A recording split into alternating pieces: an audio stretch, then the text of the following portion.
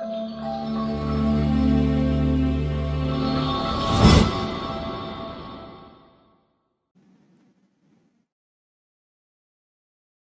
good morning everyone. Welcome to Exact IAS. Here I am Twinkle Kotwani with you all discussing today's newspaper. So it's 7th of September. Without getting delay, let's get started. आज की हमारी पहली खबर क्या है? Health ministry approves new treatment regiment for multi drug resistant TB. TB that is also known as tuberculosis. Global level पर जो health sector है उसमें डिसाइड किया गया है कि ग्लोबल लेवल पर टीबी को रेडिकेट करने के लिए टारगेट ईयर है 2030 तक. लेकिन इंडिया के लेवल पर इंडिया की हेल्थ मिनिस्ट्री ने डिसाइड किया है कि इंडिया में टीबी को खत्म करने के लिए हमने टारगेट रखा है 2025 तक का. सो उसी रिस्पेक्ट में एक नए ड्रग को हमने अप्रूवल प्रोवाइड किया है. उस ड्रग का नाम है BPALM, that is bedaquiline, pretamine, linezolid and moxifloxacin. Basically होता क्या था, कुछ चैलेंजेस थे जो पुराना रेजिमेंट था, मतलब जो पुराना टीबी के लिए ट्रीटमेंट अवेलेबल था उसमें कुछ चैलेंजेस थे. पहला चीज ये कि वो काफी लंबे समय तक चलता था, कई बार 2 साल तक, 18 मंथ्स तक, 24 मंथ्स तक. इस तरह से जो टीबी के ट्रीटमेंट के लिए हमारे पास प्रोसेस अवेलेबल थी वो बहुत लंबे समय की थी. पहली चीज. दूसरी चीज, वी ऑल नो इंडिया में हेल्थ सेक्टर के लिए out of the pocket expenditure बहुत ही ज्यादा होता है. मतलब कि जो एक्सपेंसेस है वो पीपल्स के, सिटीजन्स के बजट के बाहर चला जाता था. सो इसलिए इन सारे चैलेंजेस को कम करने के लिए और हमारे सेट टारगेट के अकॉर्डिंग टीबी को इंडिया से खत्म करने के लिए हमने नई तरह की मेडिसिन या नया तरह का रेजिमेंट को अप्रूवल दिया है, जिसके अंतर्गत 4 ड्रग्स को कंसीडर किया है. इसके तहत क्या होगा? पहली चीज, जो टीबी ट्रीटमेंट के लिए पूरा कोर्स है उसमें अप्रोक्स 6 मंथ्स कम हो जाएंगे. मतलब कि जो अवेलेबल लंबे समय तक ट्रीटमेंट चलता था उसके हिसाब से हमें थोड़ा सा ट्रीटमेंट की प्रोसेस जो होगी वो कम हो जाएगी. देन सेकेंड थिंग, जो हमें out of the budget expenditure देखने को मिलता है, मतलब कि जिस तरह से लोग out of the budget run हो जाते हैं, जैसे कि मतलब जितना उन्होंने सेट किया है टारगेट की इतने अंतर्गत हमारा जो टीबी है वो ठीक हो जाएगा, लेकिन उससे भी एक्सेस में जो मेडिसिन है वो एक्सपेंसिव रहती हैं. तो इसलिए ये जो 4 ड्रग्स का कॉम्बिनेशन बताया गया है या जो नया रेजिमेंट आया है उससे हमें बेनिफिट मिल सकता है. इससे बात की जाती है कि it has been proven to be safe, more effective and a quicker treatment option than the previous MDR TB treatment procedure. पहला चीज, ये ज्यादा सेफ है, इफेक्टिव है, साथ के साथ जो मतलब कि इसमें समय है वो कम लगेगा. It brings down treatment time to around 6 months from the earlier duration of 18 to 24 months. जो पहले 18 महीने से 24 महीने तक का टाइम लगता था, इतने लंबे समय तक हमें मेडिकेशन लेना रहता था, उस टाइम पीरियड को कम करके 6 मंथ्स तक कर दिया गया. It has been found to be cheaper for both health system and patients. दोनों सिस्टम्स, मतलब कि जो हेल्थ फैसिलिटीज प्रोवाइड करते हैं उनके लिए, साथ के साथ पेशेंट्स के लिए भी ये जो सिस्टम है, नया रेजिमेंट है, वो चीपर हो जाएगा. एक और जो बेनिफिट हमें देखने को मिला इससे वो ये है कि जो पुराना प्रोसीजर था ट्रीटमेंट का, उसके अंतर्गत पेशेंट्स को बहुत सारी मेडिसिन लेनी पड़ती थी पूरे दिन भर में. इस नए रेजिमेंट के थ्रू उस नंबर ऑफ मेडिसिन को भी कम कर दिया गया है.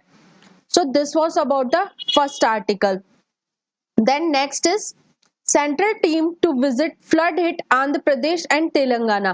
We all know हमारे सदर्न स्टेट आंध्र प्रदेश और तेलंगाना वाले रीजन में फ्लड का काफी ज्यादा मतलब इफेक्ट बढ़ता हुआ नजर आ रहा है. सो उसी चीज के लिए सेंट्रल ने एक टीम बनाई है, इंटर मिनिस्टेरियल सेंट्रल टीम, जो कि आंध्र प्रदेश वाले रीजन का पूरा साइट पर विजिट करके एनालिसिस करेगी, सर्वे करेगी और साथ के साथ सेंटर को एडवाइस प्रोवाइड करेगी रिगार्डिंग द असिस्टेंस. अभी भी सेंटर जो है वो डिजास्टर रिलीफ फंड रिलीज करने में और जो रिस्पांस फोर्सेस है, नेशनल डिजास्टर रिस्पांस फोर्स, उन सबको डिप्लॉय करने के लिए किसी भी तरीके से स्टेट्स की हेल्प करने में आगे स्टेप्स ले रहा है। सो सिमिलरली उसी स्टेप में सेंटर ने अपनी एक टीम बनाई है जो कि ऑन साइट जाकर के सर्वे कंडक्ट करेगी और इस हिसाब से असिस्टेंस प्रोवाइड करने की बात करेगी। Then next editorial is stick to fiscal deficit as the norm for fiscal prudence। इस पूरे एडिटोरियल में फिस्कल डेफिसिट और डेट टू जीडीपी रेशियो के बारे में डिस्कस किया गया है। इस एडिटोरियल को समझने के पहले हमें एक चीज समझनी है, that is debt to GDP ratio. Debt to GDP ratio क्या होता है? किसी भी कंट्री में डेट मतलब कि उधार, उस कंट्री ने अपनी जीडीपी के कंपैरिजन में कितना डेट लिया है, इसको डिफाइन करना ही हम डेट टू जीडीपी रेशियो के अंतर्गत हम ये चीजें डिफाइन करते हैं। ये एक इंडिकेटर है, इंडिकेट करता है डेट टू जीडीपी रेशियो कि कंट्री की इकोनॉमी कैसी है, हेल्दी है या फिर वो डिफॉल्ट क्रिएट कर सकती है। साथ के साथ जो डेट टू जीडीपी रेशियो रहता है उसमें कुछ टारगेट सेट रखे जाते हैं जिसको हम आगे पढ़ते हैं। Debt to GDP ratio measures how much a nation owes in relation to its GDP. It is trustworthy predictor of a nation's ability to pay down its debts. Debts मतलब कि इससे क्या होता है, डेट टू जीडीपी रेशियो से indications मिलते हैं या एक तरह का प्रिडिक्ट मिलता है कि जो कंट्री है वो अपने डेट्स को, किसी से भी हम डेट लेते हैं, लोन लेते हैं, तो हमें क्या उसको इंटरेस्ट पे करना रहता है। तो यही रेशियो हमें बताता है कि कंट्री कैपेबल है उस डेट को, उस इंटरेस्ट को पे बैक करने में या नहीं। A healthy economy is one that produces and sells goods and services without acquiring more debt. A low debt to GDP ratio is sign of that. एक healthy economy, अच्छी economy इसको ही बोला जाता है जहां पे गुड्स एंड सर्विसेज का amount तो प्रोडक्शन में बढ़ रहा है, लेकिन साथ के साथ ऐसा ना हो कि वहां का डेट भी बढ़ता ही जा रहा है। मतलब कि लोग एक साइड से पूरा लोन उठा रहे हैं, उससे प्रोडक्शन कर रहे हैं, फिर वही पैसा चला जा रहा है लोगों को डेट चुकाने में और साथ के साथ इंटरेस्ट चुकाने में। सो ये एक हेल्दी इकोनॉमी का साइन नहीं है। हेल्दी इकोनॉमी में प्रोडक्शन तो बढ़ना चाहिए, साथ के साथ जो डेट्स हैं वो एक बैलेंस्ड उसमें रहने चाहिए ताकि कंट्री जो है लोन्स और डेट्स को पे बैक कर पाए। If a portion of the country experiences a debt default, both local and foreign markets will experience a financial panic। होता क्या है ना कि अगर कंट्री ने डेट डिफॉल्ट कर दिया, मतलब कि कंट्री के पास पैसा ही नहीं है अपने लोन्स चुकाने के लिए, तो ऐसी सिचुएशन में लोकल मार्केट साथ के साथ जो फाइनेंस ग्लोबल जिस तरह से वो कंट्री से कनेक्टेड है वो भी काफी ज्यादा इम्पैक्ट हो सकता है। A greater debt to GDP ratio increases the likelihood of default। जितना ज्यादा डेट होगा कंट्री के ऊपर उतना ज्यादा वो रिस्क में रहती है, मतलब कि उसके डिफॉल्ट करने के चांसेस उतने ज्यादा बढ़ जाते हैं। External debts, often known as public debts, are any sums owing to foreign lenders. They are generally difficult for a country with a high debt to GDP ratio to pay off। ये हुआ date to GDP ratio. ये जो पूरा article है वो क्या discuss कर रहा है? इस आर्टिकल के अकॉर्डिंग जो गवर्नमेंट के एक्सपेंडिचर्स हैं अगर वो रेवेन्यू से पास आउट हो जाएंगे, मतलब उससे भी ज्यादा ऊपर चले जाएंगे हमारे एक्सपेंडिचर, तो कहीं ना कहीं इकोनॉमी के लिए ये एक अच्छा साइन नहीं है। कहीं ना कहीं उस कंट्री की इकोनॉमी कोलैप्स कर सकती है।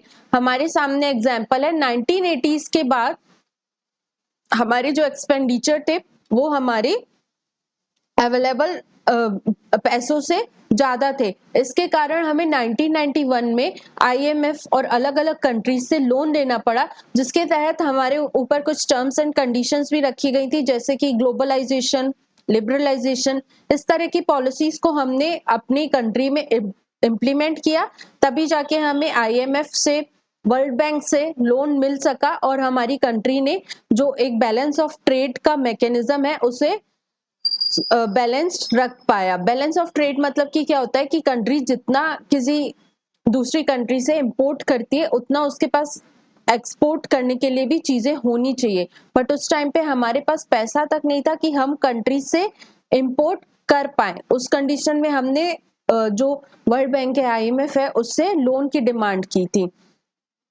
1980s का एग्जाम्पल सामने है। अब अगर अभी की बात करें, अभी हमारे सामने कुछ मंथ्स पहले यूनियन बजट पास आउट हुआ था, उसमें the finance minister said from 2026-27 onwards our endeavor will be to keep the fiscal deficit each year such that the central government debt will be on a declining path as percentage of GDP. Basically हमने जो हमारी finance minister है उन्होंने decide किया कि हम अपने physical dates को, मतलब कि जो फिजिकल डेफिसिट है, डेफिसिट मतलब क्या होता है, एक कंट्री के दो पहलू रहते हैं, एक रहता है एक्सपेंडिचर, एक रहता है रिसिट्स। एक्सपेंडिचर मतलब वो कंट्री कितना खर्च करेगी, रिसिट्स मतलब कि उस कंट्री के पास पैसा कितना आ रहा है। तो हमेशा सिचुएशन क्या रहनी चाहिए, हमारे पास इनकमिंग ज्यादा होनी चाहिए और आउटगोइंग कम होनी चाहिए। लेकिन कई बार सिचुएशंस उल्टी नजर आती है, मतलब कि हमारे एक्सपेंडिचर ज्यादा रहते हैं और हमारे पास इनकम उतनी ज्यादा नहीं रहती है। इस चीज को बैलेंस करने के लिए हम लोन्स उठाते हैं। जितना पैसा हमें कम पड़ता है इस चीज को बैलेंस करने के लिए, उसको बोला जाता है फिस्कल डेफिसिट, मतलब कि इतना पैसा हमारे पास कम पड़ा है। हमारी गवर्नमेंट ने डिसाइड किया है, फिस्कल डेफिसिट्स को कम करने के लिए बात की गई है। The budget speech also says that the central fiscal deficit would be reduced to 4.5% of GDP in 2025 and 26 from its budgeted level of 4.9%. Government ने स्टेटमेंट दिया है कि वो आने वाले 2025-26 में अपना फिस्कल डेफिसिट जो है वो जीडीपी का 4.5% कर देगी। लेकिन कंटिन्यूअसली जो हमारे सामने डेटाज आ रहे हैं, अगर हम डेब्ट टू जीडीपी रेशियो का डेटा देखें तो कंटिन्यूअसली वो हमें बढ़ता हुआ ही नजर आया है। जैसे कि 2025 और 26 में हमने टारगेट रखा है 54% डेट टू जीडीपी रेशियो का, assuming a nominal GDP growth of 10.5% in these 2 years. After this, the central government aims to have only a reducing path of debt GDP ratio without stating a debt GDP target and specifying a path to reach that.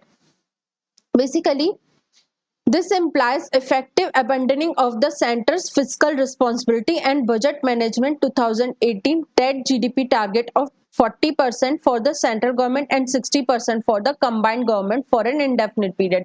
Basically क्या होता है, हमारे country में एक act चलता है that is known as fiscal responsibility and budget management act. उसके अंतर्गत हमने सेट कर रखी है लिमिट कि इतना ही पैसा हम बाहर से as a loan, as a debt उठा सकते हैं। सो उन टारगेट्स को भी जो हमारी सेंट्रल गवर्नमेंट है वो अचीव नहीं कर पा रही है। समय समय पर हमने देखा है कि वो कहीं ना कहीं स्लिप हो जाती है और किसी ना किसी रीजन से अपने एक्शंस को जस्टिफाई कर देती है। जैसे कि हम देख सकते हैं रिसेंटली क्या हुआ था, कोविड-19 आया था, उस टाइम पे भी गवर्नमेंट के ऊपर बहुत ज्यादा एक्सपेंसेस आ गए, उस टाइम पे भी गवर्नमेंट ने अपने टारगेट्स को अचीव नहीं कर पाया था। सिमिलरली कुछ ऐसे इंसिडेंसेस होते गए जिसके कारण हम अपना टारगेट अचीव नहीं कर पा रहे। गवर्नमेंट आए दिन अपने बजट में बोलती है कि हम अपने जो डेट्स है उसको जीडीपी के रेशियो के कंपैरिजन में इतना करेंगे, कम करेंगे, लेकिन वो एक स्पेसिफाई स्ट्रैटेजी नहीं प्रोवाइड करती है कि हम कौन से स्टेप्स उठा रहे हैं अपने डेट्स को मैनेज करने के लिए या अपने डेट्स को सस्टेनेबल बनाने के लिए। सस्टेनेबल मतलब कि कितना, कि वो कंट्री जो है उतना डेट्स बेयर अप कर सकती है, आने वाले टाइम में वो उतना पे ऑफ कर पाए, उसको बोला जाता है sustainable debt. Debt GDP ratio को कम करने के लिए एक बहुत इजी सा तरीका रहता है कि वो कंट्री अपने फिजिकल रिस्पॉन्सिबिलिटी के अंतर्गत जो रूल्स रेगुलेशंस बनाए गए, जो उनको टारगेट्स दिए गए, उनको अचीव करे। मतलब कि क्या है कि अपने डेट जीडीपी रेशियो को कम करने के लिए जो फिजिकल डेफिसिट है कहीं ना कहीं उसको कम करे। उसको कम करने से ही कंट्री का डेट जीडीपी रेशियो एक सस्टेनेबल वे में रहेगा। अगर हम इंडिया की बात करें, बेसिकली अगर दूसरी कंट्रीज की बात करें, पहले तो इंडिया का समझते हैं। इंडिया में क्या होता है कि इंडिया ना बहुत सारा अमाउंट ऑफ मनी लोन पे उठा लेता है, जिसकी वजह से जो भी रेवेन्यू आया, मतलब कि जितना पैसा गवर्नमेंट के पास इनकमिंग आया उसका major chunk of portion interest payment में चला जाता है। अगर इस चीज को हम दूसरी कंट्रीज से कंपैरिजन करें, यूके हो गया, यूएसए हो गया, फ्रांस हो गया या जापान हो गया, वहां पर अप्रोक्स 5%, 6%, 7% इस तरह से उनका जितना भी रेवेन्यू जनरेट हुआ उसमें से इतना परसेंटेज सिर्फ जो जाता है वो इंटरेस्ट पेमेंट में जाता है। लेकिन अगर इंडिया की बात करें तो इंडिया का approx 24% money from the total receive जो जाता है वो इंटरेस्ट पेमेंट में जाता है। ये एक हेल्दी इकोनॉमी का सिंबल नहीं है, इसलिए कंट्री को कुछ स्टेप्स उठाने चाहिए ताकि जो ये फिस्कल डेफिसिट है और जो हमारा डेट्स है उसे सस्टेनेबल बनाया जा सके। जैसे कि 5.5%, 6.6%, 8.5% जापान, यूके, यूएसए, ये इनके जो परसेंटेज है वो ये शो करता है कि कितना अमाउंट ऑफ परसेंटेज रिवेन्यूज में से ये अपना इंटरेस्ट पेमेंट में देते हैं। वहीं इंडिया के रिस्पेक्ट में ये परसेंटेज 24% ऑन एवरेज है। सो जरूरत है कि हम इसको कम करें। मैंने बीच में डिस्कस किया था एफआरबीएम एक्ट का। एफआरबीएम एक्ट जो है वो 2003 में लाया गया था। इसका टारगेट ये है कि 2024-25 तक हम अपने जो डेट है उसे 60% ऑफ जीडीपी तक सेट करेंगे। But however subsequent fiscal trajectories deviated from these targets with the central outstanding debt surpassing the originally envisioned threshold। कुछ स्टेप्स जो हैं वो हम ले सकते हैं अपने फिस्कल डेफिसिट को कम करने के लिए ताकि जो हमारा डेट टू जीडीपी रेशियो है वो भी कम हो सके। जैसे कि पहला चीज फिस्कल डिसिप्लिन एंड कंसोलिडेशन। जो हमने टारगेट सेट किए हैं समय समय पर उसे रिवाइज करने की जरूरत नहीं है, मतलब कि हम उन टारगेट्स पर एक अपना जो है होल्ड बनाकर रखें कि आए दिन हम अपने वो टारगेट्स चेंज कर रहे हैं कि इस बार ये सिचुएशन आ गई तो हम चेंज कर दे रहे। नहीं, ऐसा नहीं, एक फिजिकल डिसिप्लिन रहना चाहिए। Second thing, enhancing revenue mobilisation. Country में ऐसी पॉलिसीज रहनी चाहिए ताकि रेवेन्यू का मोबिलाइजेशन हो, मतलब कि कंट्री में और भी ज्यादा गवर्नमेंट की तरफ इनकमिंग बढ़ सके। Third one is rationalising expenditure, अपने एक्सपेंसेस को रैशनलाइज करना। जो स्कीम, जैसे फॉर एग्जांपल इंडिया में कुछ स्कीम्स ऐसी भी हैं जिनपे इतना ज्यादा बजट एलोकेट करने की जरूरत नहीं है, उन तरह की स्कीम्स को, या फिर कई बार देखा गया है डुप्लीकेशन ऑफ स्कीम्स। जो एक स्कीम का एम है वही एम दूसरी स्कीम्स का भी है। सो जो डुप्लीकेशन होता है इसके कारण भी पैसा बहुत ज्यादा खर्च होता है। सो उन्हें भी हमें रैशनलाइज करने की जरूरत है। Fourth step is debt management strategies. जो डेट्स हम ले रहे हैं, जो लोन्स हम कंट्री से ले रहे हैं, पैसा बाहर से उठा रहे हैं, उसको मैनेज करने के लिए भी स्ट्रेटजीज होनी चाहिए। फॉर एग्जाम्पल, एक एग्जाम्पल के तौर पर लेते हैं, अगर हम बाहर से पैसा डॉलर के फॉर्म में लेते हैं, चूंकि डॉलर की जो वैल्यू है वो समय समय पर चेंज होती रहती है मार्केट ड्रिवन वैल्यू के कारण। समटाइम्स जो है रुपी पावरफुल हो जाता है, समटाइम्स डॉलर पावरफुल हो जाता है। इसलिए जब डेट रीपेमेंट की बात आती है उस टाइम पे डॉलर की वैल्यू अगर मान लो रुपी से ज्यादा स्ट्रॉन्ग है तो ये जो सिचुएशन होगी ये हमारी कंट्री के लिए थोड़ी सी एक प्रॉब्लमेटिक सिचुएशन क्रिएट कर सकती है। सो हमें ऐसी स्ट्रैटेजीज फॉलो करनी चाहिए ताकि जो डेट का मैनेजमेंट है वो एक अच्छे लेवल पर हो सके। Then long term structural reforms, बजाय कंट्री में डायरेक्ट बेनिफिट ट्रांसफर या छोटी छोटी चीजों पर स्पेंड करने की बजाय कि भाई अभी इस चीज से ये रिलीफ हो जाएगा तो हम यहाँ पे एक्सपेंडिचर कर दे रहे हैं, ऐसा नहीं करना चाहिए। गवर्नमेंट की जो पॉलिसीज होनी चाहिए वो लॉन्ग टर्म स्ट्रक्चरल रिफॉर्म्स में आनी चाहिए ताकि कंट्री में स्ट्रक्चरल रिफॉर्म्स हो। For example, ease of doing business बढ़ सके, बाहर से पैसा फॉरेन डायरेक्ट इन्वेस्टमेंट हमारी कंट्री में हो, लोगों के लिए एम्प्लॉयमेंट जनरेट हो, जॉब्स क्रिएट हो, जिसकी वजह से हमें बाहर से पैसा ना लाना पड़े बल्कि कंट्री की जीडीपी इतने लेवल तक बढ़ने लगे कि हमें बाहर से पैसे की जरूरत ना हो। सो इस तरह के स्टेप्स हमें उठाने चाहिए। So this was about this editorial. इसमें बेसिकली इस एडिटोरियल में ज्यादातर जो है वो फैक्ट्स को कोट किया गया है या डेटा को प्रोवाइड किया गया है। हमारे यूपीएससी व्यू पॉइंट के हिसाब से हमारे लिए डेटा के साथ साथ कॉन्सेप्ट्स प्लस वे अहेड भी जरूरी है। सो हमने उसे पूरा मर्ज करके समझा। Then next editorial is undoing the undoing. ये जो एडिटोरियल है वो मेडिकल करिकुलम से रिलेटेड है। रिसेंटली मेडिकल फील्ड में नया करिकुलम जारी किया गया जिसके अगेंस्ट बहुत सारा हमें एक जो मेडिकल हेल्थ केयर सेक्टर्स के लोग हैं या जो एक LGBTQ कम्युनिटी के लोग हैं वो इस स्टेप को, इस नए करिकुलम के लिए उतने ज्यादा खुश नहीं थे। क्योंकि इस करिकुलम के अंतर्गत काफी सारी प्रॉब्लम्स थी, बहुत ही मतलब एक बड़े सेक्शन ऑफ कम्युनिटी को इसने पीछे ही छोड़ दिया था। जैसे कि कुछ चेंजेस लाए इस करिकुलम में। पहले क्या होता था कि जो हेल्थ केयर सेक्टर में जो इंसान स्टडी कर रहा होता था उसके लिए कंपल्सरीली ये चीज थी कि वो डिसेबल्स के ऊपर एटलीस्ट 7 आवर्स के लिए टाइम स्पेंड करे। मतलब कि उसकी बॉडी से रिलेटेड कौन सा ड्रग उसकी बॉडी में कैसा वर्क कर रहा है, उसकी डिसीज को कैसे ट्रीट करना है, इन सब पर एक मैंडेटरी प्रोविजन होता था। बट नए करिकुलम में उस मैंडेटरी प्रोविजन को हटा दिया गया, पहली चीज।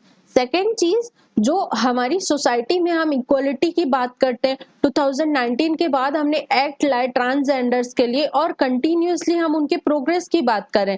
सो एक चीज मानने जैसे ये है कि जिस तरह से एक मेल और फीमेल की बॉडी अलग रहती है, मेल फीमेल की बॉडी के लिए हमें अलग अलग स्टडी करनी पड़ती है कि कौन सा ड्रग उनकी बॉडी में कैसे इम्प्लाई करेगा या किस डिसीज का ट्रीटमेंट कैसे करना है। सिमिलरली जो ये क्वीर कम्युनिटी या LGBT कम्युनिटी या ट्रांसजेंडर कम्युनिटी रहती है, उनकी बॉडी भी एक अलग तरह का स्ट्रक्चर रहती है, उनके लिए भी एक अलग से स्टडी करनी चाहिए ताकि जो सोसाइटी है उसमें इक्विटेबल ग्रोथ हो सके। सो ये पूरा आर्टिकल इस चीज को लेकर के था, मेडिकल में नए करिकुलम के स्टेप को वापस लेने को था कि क्या ड्रॉबैक्स उस करिकुलम में देखने को मिले हैं। Then next is Quad leaders scheduled to meet in US on September 21। Basically जो इस साल की क्वाड की मीटिंग है वो होस्ट करने वाला है India.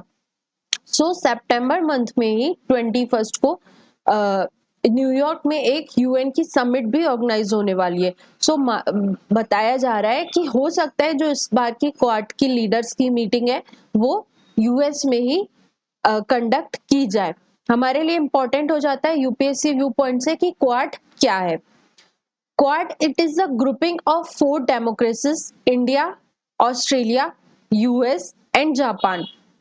All 4 nations find a common ground for being democratic nations and also support the common interest of unhindered maritime trade and security. It aims to ensure and support a free, open and prosperous Indo-Pacific region. जो quad grouping है वो basically focus करता है Indo Pacific region में। इनका M है कि जो इंडो पैसिफिक रीजन है वो ओपन फॉर ऑल हो। ओपन फॉर ऑल मतलब उस रीजन में किसी एक कंट्री की मोनोपोली या उसका दबदबा नहीं होना चाहिए, साथ के साथ सिक्योर होना चाहिए। मतलब कि जो ट्रेड कंडक्ट्स होते हैं उस रूट से, उस पाथ से, वो सिक्योरिटी के साथ कंडक्ट हो पाए। बेसिकली एक ये चीजें रिटर्न तो नहीं है बट ऐसा है कि जो क्वाड ग्रुपिंग है वो कहीं ना कहीं चाइना के इन्फ्लुएंस, जो इंडो पैसिफिक वाले रीजन में चाइना का बढ़ता हुआ इन्फ्लुएंस है, उसे रोकने के लिए, उसे बैलेंस करने के लिए हमने क्वाड ग्रुपिंग को बनाया है। क्वाड ग्रुपिंग बनाने का आइडिया 2007 से ही जापान के जो शिंजो आबे थे उनका ये आइडिया था कि हमें ऐसी कोई ग्रुपिंग बनानी चाहिए। फिर 2017 में फाइनली जाके 4 democracies India, Australia, US and Japan ने मिलकर क्वाड का फॉर्मेशन किया। इन्होंने लीगली ये बताया कि हमें इंडो पैसिफिक रीजन को फ्री, फेयर और ओपन फॉर ऑल इंश्योर करने के लिए हमने क्वाड को बनाया है। कुल मिलाकर क्वाड एक नेट सिक्योरिटी प्रोवाइडर के जैसे भी काम करता है। बट कुछ रीसेंट टाइम में जो चाइना है वो क्वाड के ऊपर कुछ आरोप लगाता है, जैसे कि उसका मानना ये है कि जो USA है वो एशियन कंट्रीज के साथ मिलकर अपना एक नाटो ग्रुप टाइप की फॉर्मेशन कर रहा है। क्वाड को कहीं ना कहीं चाइना ने नाटो के साथ कंपेयर किया है बट ऐसा कुछ नहीं है। क्वाड एक एज अ सिक्योरिटी प्रोवाइड करने के हिसाब से फॉर्म किया गया 4 डेमोक्रेसीज का ग्रुप है। Then next is judicial appointments not the prerogative of a single individual. Basically होता क्या है ना कि सुप्रीम कोर्ट में हम सब जानते हैं, जो हमारे इंडिया के कोर्ट सिस्टम है उसमें अपॉइंटमेंट के लिए हम 2 तरह के सिस्टम, एक तरह का सिस्टम इन्फोर्स करते हैं, that is known as collegium system. Collegium system में क्या होता है, सुप्रीम कोर्ट के चीफ जस्टिस और जो सीनियर मोस्ट जजेस है, 4 और 5 सीनियर मोस्ट जजेस का मिलकर एक ग्रुप बनता है। वही ग्रुप डिसाइड करता है कि कौन जज बनेगा।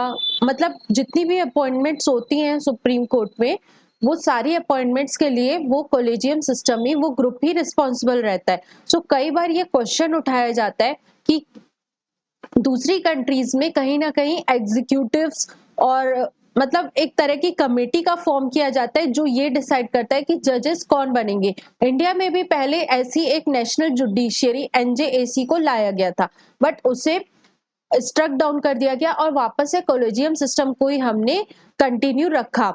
सो इसीलिए कई बार कॉलेजियम सिस्टम को जो है वो क्वेश्चन के एम्बिट में लाया जाता है। सिमिलरली अभी फिर से उसके ऊपर क्वेश्चन उठे, तभी सुप्रीम कोर्ट ने जजमेंट दिया कि जो कॉलेजियम सिस्टम है वो एक सिर्फ सिंगल इंडिविजुअल, मतलब कि चीफ जस्टिस ऑफ इंडिया के डिसीजंस के अकॉर्डिंग जो है अपॉइंटमेंट नहीं करता है, बल्कि ये एक ग्रुप के सारे डाइवर्स लोगों के आइडियाज, एक्सपीरियंसेस, इन सबको ध्यान में रखते हुए अपॉइंटमेंट करता है। Then next is Bengal governor sends Aparajita bill for president's assents. Basically हम सब जानते हैं वेस्ट बंगाल में एक केस हुआ कोलकाता में, रेप एंड मर्डर केस। उस केस के अंतर्गत जो डॉक्टर थी उनका पहले रेप किया गया, फिर मर्डर हो गया। सिमिलरली बहुत लंबे समय से जो वेस्ट बंगाल की गवर्नमेंट थी वो सेंट्रल गवर्नमेंट को कोई बिल, कोई एक्ट लाने को बोल रही थी, बट सेंट्रल गवर्नमेंट ने बताया कि भाई हमारे पास ऑलरेडी पॉक्सो एक्ट है, पॉश एक्ट है, जो कि वर्क प्लेस पर विमेन्स की सेफ्टी एंड सिक्योरिटी से डील करता है। इन सब एक्ट्स में ये सब एक्ट्स इस तरह के हीनियस क्राइम्स को डील करने के लिए सफिशिएंट है।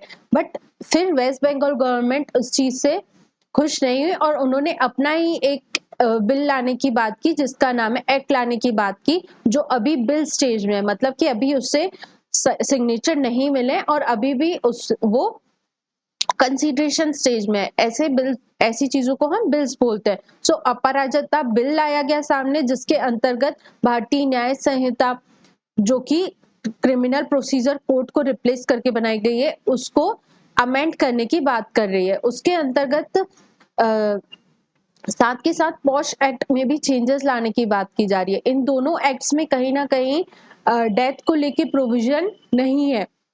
सो इसलिए जो वेस्ट बंगाल में बिल लाया गया उसके अंतर्गत ये माना गया है कि हमें, अगर पर्सन सेक्सुअल हैरेसमेंट के कारण उसकी डेथ हो जाती है या रेप के कारण डेथ हो जाती है, तो हमें कैपिटल पनिशमेंट, जो एक्यूज्ड है उसे, जो कन्विक्टेड पर्सन है उसे death punishment, capital punishment, that means death तक का पनिशमेंट देने की प्रोविजन लिखे गए इस बिल में।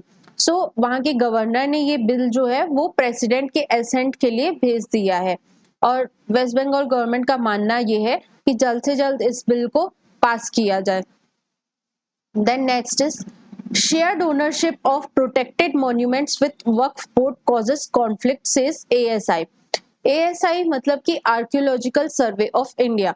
बेसिकली इंडिया में आर्कियोलॉजिकल सर्वे ऑफ इंडिया इसलिए बनाया गया ताकि जो हिस्टोरिकल मॉन्यूमेंट्स है उनको कंजर्व किया जाए, उनको प्रिजर्व किया जाए। लेकिन इंडिया में कई सारे ऐसे मॉन्यूमेंट्स हैं, अप्रोक्स समथिंग 53 मॉन्यूमेंट्स ऐसे हैं जो कि वक्फ बोर्ड और एएसआई दोनों के एम्बिट में आते हैं। फॉर एग्जाम्पल फतेहपुर सिकरी इन आगरा, अटाला मस्जिद इन जौनपुर, इस तरह के बहुत सारी लिस्ट है, एक लंबी लिस्ट है ऐसे मॉन्यूमेंट्स की जो दोनों के एम्बिट में आती है। सो होता क्या है ना, जहाँ पे ड्यूअल अथॉरिटीज आ जाती है ना, वहां पे उस चीज का एडमिनिस्ट्रेशन करना थोड़ा सा मुश्किल हो जाता है।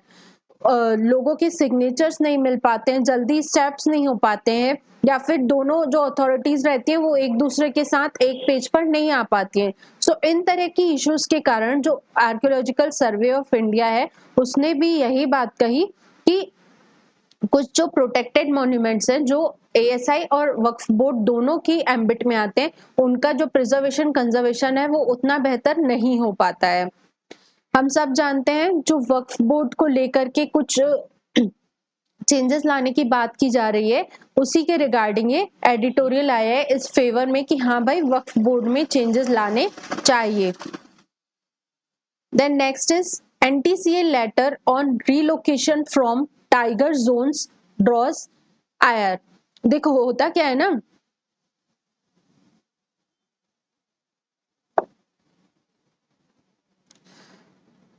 इंडिया में लॉ लाया गया जिसके अकॉर्डिंग जैसे नेशनल पार्क्स हो गए या टाइगर कंजर्वेशन हो गए, इनके अंतर्गत उस रीजन को दो पार्ट्स में डिवाइड किया जाता है। एक रहता है कोर जोन, दूसरा रहता है बफर जोन। कोर जोन और बफर जोन में ये डिफरेंस है कि कोर जोन में ह्यूमन एक्टिविटीज टोटली इनहेबिटेड है, मतलब कि लोग वहां पे न रह सकते हैं न अपना बिजनेस कंडक्ट कर सकते हैं, कुछ भी नहीं कर सकते हैं। सो इस तरह से, और लेकिन जो बफर जोन रहता है कोर जोन के पेरिफेरी वाला एरिया जो थोड़ा मेन एरिया से थोड़ा दूर रहता है, उसके अंतर्गत कुछ एक्टिविटीज अलाउड है लेकिन वो भी रेगुलेटेड होनी चाहिए। सो देखा गया कि जब हमने 1973 से टाइगर प्रोजेक्ट स्टार्ट किया, कई सारे टाइगर रिजर्व्स के अंतर्गत जो वहां का कोर जोन है, मतलब कि जो एनिमल्स के रहने के लिए बेसिकली मेन डेजिग्नेटेड एरिया है, वहां पर भी ह्यूमन सेटलमेंट्स को देखा गया है। सो डिमांड थी कि धीरे धीरे हम इन रीजन से ह्यूमन सेटलमेंट्स को हटा देंगे, बट अभी तक कई सारे टाइगर जोन्स ऐसे सामने आए हैं जिनसे अभी भी लोगों को रीएलोकेट मतलब वहां से हटाया नहीं गया है। उसके पीछे का रीजंस ये है कि बेसिकली फॉरेस्ट में स्केड्यूल्ड ट्राइब्स वाले लोग रहते हैं। सो अगर स्टेट गवर्नमेंट्स उनके ऊपर फोर्सफुली उन्हें वहां से हटा रही है तो कहीं ना कहीं उनके राइट्स के साथ वायलेशन होगा। सो दो चीजें आपस में कॉन्फ्लिक्ट आने के कारण ये प्रोसेस डिले होती जा रही है। इस आर्टिकल से हमारे लिए इम्पोर्टेंट हो जाता है एनटीसीए को समझना। नेशनल टाइगर कंजर्वेशन अथॉरिटी ये एक स्टैट्यूटरी बॉडी है जिसे हमने 1972 के वाइल्ड लाइफ एक्ट के अंतर्गत बनाया है। ये आती है ministry of environment, forest and climate change के अंतर्गत। ये जो नेशनल टाइगर कंजर्वेशन अथॉरिटी है ये कहीं ना कहीं इंपॉर्टेंट रोल प्ले करती है टाइगर्स के कंजर्वेशन के लिए, साथ ही साथ टाइगर्स की जब हम काउंटिंग करते हैं उसमें भी ये अथॉरिटी एक इम्पॉर्टेंट रोल प्ले करती है। India EU aim to build stronger ties between their military personnel. Basically, India और यूरोपियन यूनियन के बीच में मिलिट्री पर्सोनेल्स के बीच में और भी ज्यादा एक टाई बनाने के लिए ड्यूरिंग मतलब जैसे जॉइंट एक्सरसाइजेस होती है या कोई ऐसी सिचुएशन क्रिएट हो गई जिसमें दोनों कंट्रीज को यूरोपियन यूनियन और इंडिया को मिलकर काम करना पड़ा, उस बीच में जो रहता है ना कि लोगों के बीच में जो ग्राउंड पर वर्क कर रहे हैं उनके बीच में थोड़ा सा कोऑर्डिनेशन होना चाहिए, एक दूसरे को समझ में आनी चाहिए चीजें कि सामने वाला क्या कर रहा है। सो उन सब चीजों को इंश्योर करने के लिए, स्ट्रॉन्गर टाइज बनाने के लिए जो ईयू के पर्सोनेल्स हैं, मिलिट्री पर्सोनेल्स हैं, वो इंडिया पर आए थे और दोनों मिलकर कोऑर्डिनेशन बढ़ाने की कोशिश कर रहे हैं। Then next is vegetarian thalis cost slips 8%। ये एक तरह का इकोनॉमी में इन्फ्लेशन मेजर करने का एक तरीका है जिसके अंतर्गत हम वेजिटेरियन थाली मतलब कि एक वेजिटेरियन पर्सन जो चीजें खाता है उस गुड्स को एक बास्केट में रख के उनके रेट्स को कंसीडर करके डिसाइड करते हैं कि क्या इन्फ्लेशन रेट चल रहा है। सो अभी रिसेंट की स्टडीज में देखा गया कि जो वेजिटेरियन थाली है उसकी कॉस्ट में 8% से मतलब कि इन्फ्लेशन में कमी आई है। Then next is Zelensky seeks US not to strike deeper inside Russia. Basically Germany में मीट हुई जिसके दौरान जो यूक्रेन के प्रेसिडेंट हैं उन्होंने और भी ज्यादा वेपन्स खरीदने के लिए वॉशिंगटन को कहा। ये एक बहुत चिंताजनक बात है। हम सब जानते हैं कि वेपन्स वगैरह से कितना मास डिस्ट्रक्शन हो सकता है। सो इस तरह के स्टेप्स के लिए जो हमारे मतलब बड़े ग्लोबल प्लेयर्स हैं, फॉर एग्जांपल यूएसए, उसे इस तरह के स्टेप्स को वेलकम नहीं करना चाहिए। ये ह्यूमैनिटी के लिए बहुत हार्मफुल साबित हो सकता है।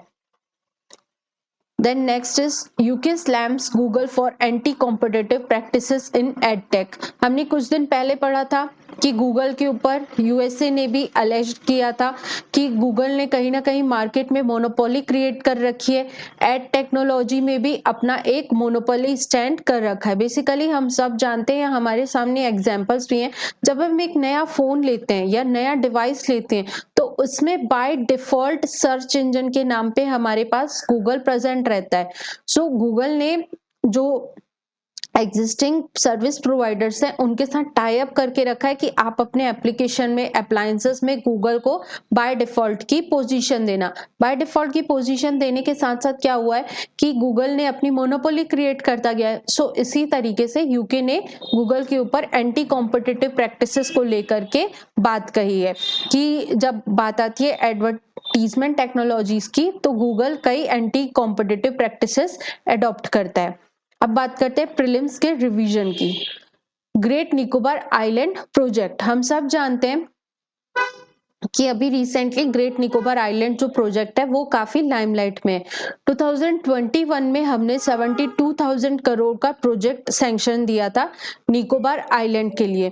Basically Andaman and Nicobar India के ईस्टर्न कोस्ट पे एक आइलैंड ग्रुप है जो कि कहीं ना कहीं हमारे लिए स्ट्रैटेजिकली, इकोनॉमिकली हर तरह से इंपॉर्टेंट है। उस रीजन के डेवलपमेंट के लिए हमने एक प्रोजेक्ट लाया है जो कि निकोबार के southern most island that is Galathea Bay वाले रीजन में डेवलपमेंट करेगा। इसके अंतर्गत हम 3-4 चीजें लाने की बात करें।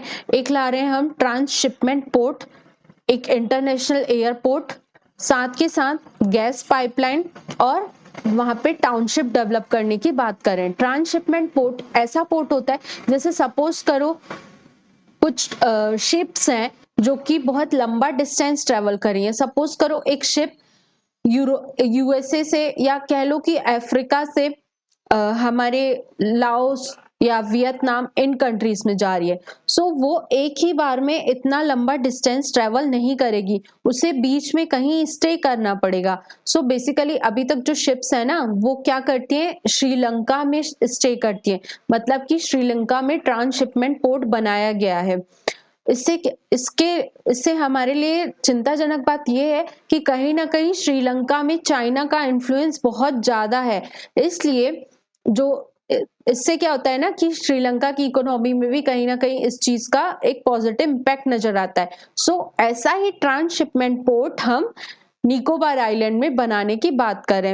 इंटरनेशनल एयरपोर्ट जो कि न सिर्फ मिलिट्री बल्कि सिविलियंस के लिए भी अवेलेबल होगा। सो इन सब से क्या होगा कि जो अंडमान निकोबार वाला रीजन है वो डेवलप करेगा, इकोनॉमिक ग्रोथ होगा, टूरिज्म हो पाएगा, वहां पे मिलिट्री अच्छे से अवेलेबल हो पाएगी। सबसे इंपॉर्टेंट बात जो हम चाइना पर चेक की बात करते हैं ना, उस पे भी कहीं ना कहीं जो ये ग्रेट निकोबार का प्रोजेक्ट है वो हमें हेल्प करेगा। कुछ चैलेंजेस भी हैं इसमें। चैलेंजेस ये है कि वहां की जो नेचुरल इकोनॉमी है उस पे थोड़ा सा प्रॉब्लम देखने को मिल सकता है। साथ ही साथ वो बहुत सेंसिटिव एरिया है, वहां पे सुनामीज, अर्थक्वेक, इन सारे मतलब नेचुरल हैजार्ड्स आने के चांसेस बहुत ज्यादा हैं। ये है मैप निकोबार के सदर्न मोस्ट पॉइंट में गैलिथिया बे में हम ये प्रोजेक्ट लाने की बात कर रहे हैं। इसलिए हमारे लिए अंडमान निकोबार के आइलैंड्स, नेशनल पार्क्स, ये सब भी बहुत इंपॉर्टेंट हो जाते हैं। Then next is Rajaji tiger reserve.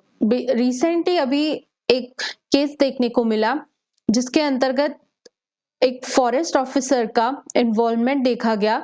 Forest के अगेंस्ट कुछ मतलब पेड़ वगैरह कट रहे थे, उसमें कहीं ना कहीं उनका इन्वॉल्वमेंट देखा गया। सो उसके बाद उन्हें हटा दिया गया था। सो इसलिए राजाजी जो टाइगर रिजर्व है वो न्यूज में था, हमारे लिए इंपॉर्टेंट है इसे समझना। राजाजी टाइगर रिजर्व जो है वो उत्तराखंड में है, शिवालिक रेंजेस के फुट हिल्स में पाया जाता है। यहाँ पर जो रिवर है वो है केंजेस और song river, Rajaji tiger reserve से बहती है। 3 वाइल्ड लाइफ सेंचुरी, मोतीचूर, चीला और राजाजी, इन 3 वाइल्ड लाइफ सेंचुरी को मिलाकर ही राजाजी टाइगर रिजर्व बनाया गया है। इसे 2015 में 48 टाइगर रिजर्व डिक्लेयर किया गया था। Then next is exercise Varuna. Exercise Varuna India और फ्रांस की नेवी के बीच में कंडक्ट की जाती है। पिछले साल ये एक्सरसाइज अरेबियन सी में कंडक्ट की गई थी, इस बार की एक्सरसाइज मेडिटेरियन सी में कंडक्ट की जाएगी। उसी के लिए जो इंडियन नेवी का एयरक्राफ्ट है P-81 वो फ्रांस पहुंच गया है। ये एक बायलैटरल एक्सरसाइज है जिसे हमने 1993 से स्टार्ट किया था। अदर एक्सरसाइजेस की बात करें तो डेजर्ट नाइट 21 और गरुड़ा, ये एयरफोर्स, दोनों कंट्रीज की एयरफोर्स के बीच में कंडक्ट होता है। और शक्ति एक्सरसाइज दोनों कंट्रीज की आर्मी के बीच में कंडक्ट होता है। ये 2 PYQs दिए गए हैं जो आपको करने हैं और इसके आंसर्स हमें बताने हैं। कल के जो PYQs थे, consider the following statements, the effect of devaluation of a currency is that it necessary. Basically हमने इसमें करेंसी की डिवैल्यूएशन को लेकर के बात की थी। करेंसी का डिवैल्यूएशन मतलब क्या होता है कि सपोज पहले डॉलर की value suppose $1 equal to 60 rupees है, डिवैल्यूएशन करके हम क्या कर देंगे, $1 इक्वल टू 120 रुपीज। कहीं ना कहीं हम अपनी कंट्री की करेंसी को नीचे करेंगे और डॉलर को स्ट्रॉन्ग बनाएंगे, इसे बोला जाता है डिवैल्यूएशन। अगर डिवैल्यूएशन होता है किसी करेंसी का तो उससे क्या होगा, इस पर हमें विचार करना है। Improves the competitiveness of domestic exports in the foreign markets. ये तो होगा ही होगा, क्यों, देखो सपोज करो कि $1 इक्वल टू 60 रुपीज था, बाद में $1 इक्वल टू 120 रुपीज हो गया, ठीक है। सपोज यूएसए हमसे एक पेन ले रहा था जो कि 60 रुपए की थी। अब पहले क्या था, $1 की वैल्यू 60 थी तो उसके पास एक ही पेन जा रही थी।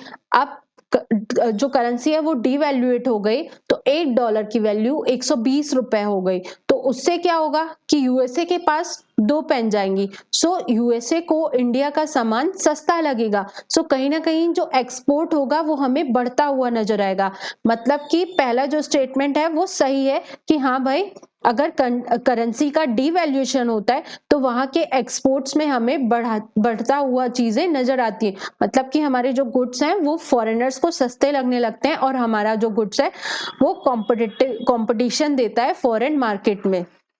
Second is increase the foreign value of the domestic currency. ये भी सही बात है, जो हमारी डोमेस्टिक करेंसी है, नहीं, इसमें ये बोला जा रहा है increase the foreign value of the domestic currency. जो हमारी डोमेस्टिक करेंसी है उसकी वैल्यू बढ़ती थोड़ी ना है, वो तो घटती है ना, हमारी जो डोमेस्टिक करेंसी की वैल्यू कम हो जाती है। Third is improves the trade balance which improves the trade balance. Trade balance में क्या होता है, अभी जो हमने बात की वो तो सिर्फ एक्सपोर्ट को लेकर के की कि हाँ भाई हमारी कंट्री से एक्सपोर्ट बढ़ेगा, लेकिन क्या हम सिर्फ एक्सपोर्ट करते हैं, नहीं, हम चीजों का इंपोर्ट भी करते हैं। फॉर एग्जांपल हमें ऑयल बाहर से मंगवाना पड़ता है, चीजें कुछ टेक्नोलॉजीज बाहर से लेनी पड़ती है, कुछ चीजों का प्रोक्योरमेंट हमें फॉरेन कंट्री से करना पड़ता है। सो जरूरी नहीं है कि जो ट्रेड का बैलेंस है वो भी इम्प्रूव हो सकता है कि हमने एक्सपोर्ट तो बढ़ा है लेकिन उससे ज्यादा इंपोर्ट बढ़ जाए। सो जो थर्ड स्टेटमेंट है और सेकंड स्टेटमेंट है वो गलत है, इसका आंसर सिर्फ फर्स्ट होगा। अगली बात करते हैं purchasing power parity. Purchasing power parity exchange rates are calculated by comparing the prices of the same basket of goods and services in different countries। Basically ये जो डेफिनेशन दी गई है वो सही है, क्यों, क्योंकि परचेसिंग पावर पैरिटी में हम क्या करते हैं, एक गुड्स ले लेते हैं, एक बास्केट ले लेते हैं, उसमें कुछ गुड्स रख देते हैं और उस गुड्स को खरीदने के लिए कौन सी कंट्री की करेंसी कितना पैसा इन्वेस्ट कर रही है उस हिसाब से उसकी वैल्यू फाइंड की जाती है। So first statement is correct. In terms of purchasing power parity, dollars, India is the 6th largest economy in the world. ये स्टेटमेंट गलत है क्योंकि परचेसिंग पावर पैरिटी की बात की जाए तो इंडिया जो है वो 3rd पोजीशन पे, पहले चाइना, फिर यूएसए, फिर इंडिया. सो इसमें भी 1 ओनली करेक्ट होगा. सो इस तरह से PYQ से कॉन्सेप्ट समझने के लिए और आंसर तक पहुंचने के लिए हम ये प्रैक्टिस कंटिन्यू रखेंगे. साथ के साथ hope you all like this session. इस तरह के और इंटरेस्टिंग सेशन से बने रहने के लिए एग्जैक्ट IAS से जुड़िए. हमारे इंस्टाग्राम चैनल, टेलीग्राम चैनल और यूट्यूब चैनल को लाइक करिए, सब्सक्राइब करिए ताकि रोज आपको अपडेट्स मिलती रहे. Thank you so much.